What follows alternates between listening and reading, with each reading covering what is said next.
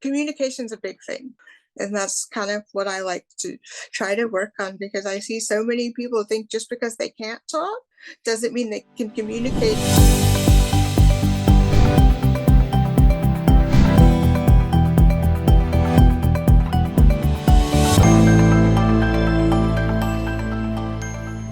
Welcome to our podcast, Roxanne. I'm so grateful that you are here. Thank you for taking the time out of your day to chat with me and to have our community get to know you a little bit more. Would you like to start by sharing a little bit about yourself? Sure. I have been a teacher of the visually impaired for the last 14 years.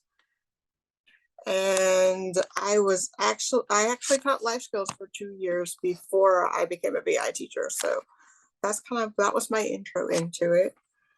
So I've been in love with special education stuff since I was young. Some of it I think comes from the fact that I was born premature and spent 3 months in the NICU. And the only ill effects I have are medical stuff and my hearing loss. But that gives me a unique perspective. Yeah, how has that perspective helped your students? I can only imagine how much more you're able to empathize with them and their parents.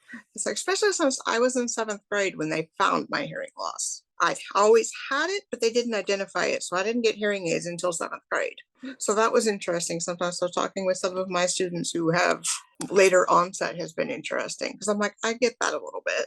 When you were a kid, did you find it hard to live up to the social norms or social expectations given your hearing loss and the fact that the adults around you didn't know about it? I wasn't really much of a social kind of kid. I kind of stuck to myself. And so I never noticed it till I realized until I was an adult and got some really good hearing aids for the first time. Once I started working and realized, oh, I need to be able to hear the students I'm working with. And so that was interesting when I learned that the typing on the keyboard makes noise. I didn't know that for a long time. So I bet all those like small sounds that you were able to hear when you first got your really good hearing aids as an adult, how was that experience for you? And let's just start there. How was that experience for you? And then I'll bring it back to teaching. It was different because I didn't know things made noise, like the refrigerator running. There was a lot of stuff that I realized I wasn't ever able to hear before, or never realized made noise. So it's always interesting with some of that kind of stuff. So it's like, oh, that's like kind of makes sense with some of the kids that get glasses and realize that, oh, they can see things. It's not just a blob. They didn't know any different before. It's like I didn't know any different before. So it's just interesting, especially when I went through my O&M training, because I ended up putting a blindfold on for the first time and I was so disoriented. We only went like 5 feet down the hallway, but I had no idea where I was because I didn't have my main sense of navigating anymore.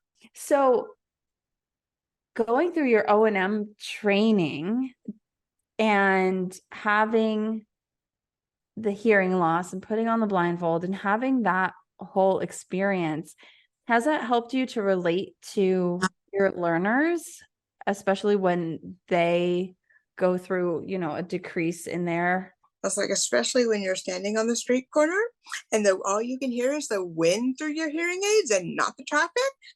That was a big realization for me. I'm like, oh, that is a problem if you're wearing hearing aids and all you can hear is the wind. It's like, no wonder some of my students that have deaf blindness have trouble with their O&M skills at that point. And some of the O&M wasn't quite sure why. So we've worked quite closely with some of our kids trying to figure out, it's like, oh, maybe he can't hear it. Yeah. I read in your bio that you are getting your deaf-blind certificate. Is that one of the reasons why? Yes. I love working with the students with the deaf blindness. So it's like, yeah, I am on my 2nd class starting this fall. And so I only have 1 or 2 more, I think. That's so exciting. What do you want to do with it? Is there anything to do with that certificate? At this point, it's just more of to increase my knowledge and make it so that I can help our kids a little bit more because I always, communication's a big thing. And that's kind of what I like to try to work on, because I see so many people think just because they can't talk doesn't mean they can communicate. And I'm like, they can still communicate. It may not be in a traditional way, but we can get them to communicate. So it's a lot of that collaboration between us and everybody else. And I feel that gets missed a lot with our multiply impaired kids. So what's been a challenge that you found working with students with multiple impairments who may not be verbal? People will just assume they don't have anything to say and not give them a chance to, in that. So they're very passive in their education. And I'm like, that's not fair. They can have an opportunity to answer questions as well. I have one student I'm working with who can do up to six items on the iPad with a switch with time. It's got to have 25 seconds between each automated choice, but she will make a choice with the switch as long as she's in an alert biobehavioral state. But it's been so neat to see her come that far, where we've gone from only having 2 options to now being able to do 6. I can imagine that feels so good for you. But what I also heard in that was that during your assessment, you were able to tease out the amount of time she needs as well, and her biobehavioral state, where I can see it could be an issue with other teachers who aren't that, I'm not going to say nitpicky, but just detailed and detail oriented in figuring out, okay, she can communicate, but she needs time and she has to be in a very specific alert state, which our kids with multiple impairments, sometimes they need a lot of other things that people don't realize. It's that waiting time is so crucial, and that's the big piece, trying to understand to the rest of their team that they can do it, but you may have to give them some time and not jump in right away if they don't respond. Because usually she needs one cycle of because I have it set up where it automatically cycles through the choices for her with that 25-second delay between each one. But she needs to go all the way through the choices once and then come back a second time before she makes her choice most of the time. Sometimes she's on it and she'll do it the first time through, but usually she needs to know she listens to all the choices first. I mean, I read a full menu before I make a decision too. Exactly. I was like, oh, it's not any different than what we do. I know. It's like, I look through everything and see what my options are first before I make a selection, unless it's something I know I want. Yeah, exactly. When I go to a restaurant, there are literally 3 things that I order at just about any restaurant, and I will still read the whole menu and I will read every ingredient on every menu item because I just want to know. So it makes sense that she does. For this specific student, how many options does she visually see at a time on her iPad? Can I ask? All 6 of them are up there, but she's more of an auditory. So there's pictures there in case she happens to be looking at it. But with her CVI, she's more we're using her auditory strength for this piece, and then the switch access for her limited mobility. And so we're still working on a better switch option. We'd like to do eye gaze, but because that's the one part of her body she can move without too much delay. So, but we can't we're having trouble with that right now. But we'll eventually get there where we can get it to where she can use her eyes to select things. Wow.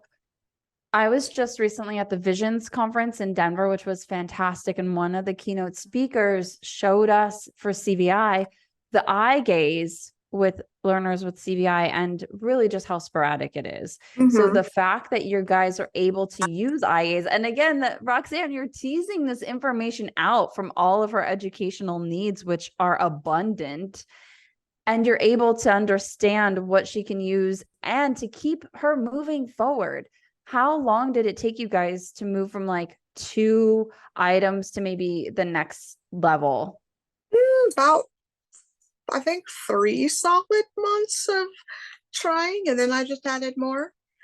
And so it's been very neat to see her progress and come a little bit farther and a little bit farther. A lot of times the questions that I get asked or are often in the chat in like Facebook groups have to Mhm. do with my student isn't making progress fast enough. And I think what you just pointed at right there is that students are going to make progress. You have to be very innovative and very detail oriented, but also very patient. We've come to tell that was our issue with some of our staff was questioning the fact, well, why is she not making much progress? I'm like, because it depends on all her medical states, depending on where we are. So it's like, so we put it very detailed in her documents that in these particular states she can do this. If it's positioned this way, she can do it. But you have to work with her biobehavioral state and know when she's in a good mood, and that we may get five. One day we might do really great, and the next day she might have had a bad night and not be alert enough to do anything. So it's always neat to see. You really have, with all of these, with a lot of our multiply impaired kids, you have to look at those minute changes and be alert with what they can do and what can they move. So on the days that she's not able to perform at 100%, maybe she has a different biobehavioral state or there's something else going on. What are the challenges that you as the teacher face on those days? Looking for a different way for her to do things, like, so sometimes she doesn't have enough movement in her hand to be able to activate the switch all the way, but she can move her fingers. So I just tell her, when you see what you want, move your fingers and I'll help you activate the switch. Nice. Do you find that it's a balance between understanding the student and knowing, okay, today is not a great day for her to be able to move her hand, I'll do it for her, and promoting any sort of learned helplessness? Like, how do you handle that? That's a good question. Sometimes, yeah, that is a challenge running into that piece. Was I've had other students who, if they're not going to do anything because they know if they wait long enough, somebody will do it for them. So that's a big challenge to it. But that particular student, she really wants to do things. She just physically can't. And so I haven't noticed that with her. If she can do it, she will. Otherwise, she'll try something to figure out how to communicate with us what she wants. It's always a balancing act day by day, which I think is what makes our job so much more fun and exciting, and why we can have the same job for 30 years, whereas most people leave their jobs very quickly because you never know what you're walking into on any given day. Yes. I like the difference. I like the different challenges being from babies all the way to high schoolers. I mean, my caseload is very diverse this year. I have I don't have as many multiply impaired kids as I did last year, but I have mainly low vision and braille general education kids. So that's a different world in itself. So when you're working with your students with multiple impairments and you are an expert in getting them to communicate more, especially as a TVI, can you tell us what your favorite materials that you use are for these learners? I have to say, my absolute favorite thing that I have found that I love, that I use all the time, is the University of North Carolina, their Tar Heel gameplay, because it takes any YouTube video and turns it into a switch activity. I was literally just drinking water. What? Any YouTube video? I didn't know about this at all. And turns into a switch activity? You can take any YouTube video you can find, put it into their thing, and you can turn it into a switch activity. They've got tons of ones already on there. So usually if I go through it and I can't find what I'm looking for, I'll grab a YouTube video of the book, like, especially if I want to do like a read aloud and I don't want to read. Because sometimes they get tired of hearing my voice. So it's like, let me find a video where they've already read it, and then or reading it, and then I can set it for every 30 seconds for it to stop. And in order for it to keep going, they have to hit the switch again. That is brilliant. When you talked about that, immediately I thought, oh, read alouds, because I love read aloud books on YouTube. We do that, at home. If my own children want to read a book and we don't have that book in the house, or they can't find it, or with my learners, it's a really great way to have like bonding time, and you have access to a plethora of books if you're not teaching reading, you know, if you're teaching reading, it's a different story. But if you're using a switch for tech skills, like that's such a neat idea. How did you even find that resource? They're they're the same university program that made Tar Heel Reader. So when they came out with the gameplay one, and I'm like, oh, I forget how I stumbled upon it at either a training or somebody mentioned it, and I was like, oh, that's exactly what I've been looking for. Something where I can take something they're interested in and put it on there so that they can sit there and they can practice these skills and have some of the same opportunities their peers are, instead of just putting a video on that they watch. Because a lot of times when they're having free time, they just will put a video on. I'm like, it's like, here, pull this up, play one of these, and they have to hit the switch to make it continue. So therefore, it's no longer a passive activity. It becomes an active one where they have to do something to continue it. That is amazing. And that takes them out of that passive screen time in their lives.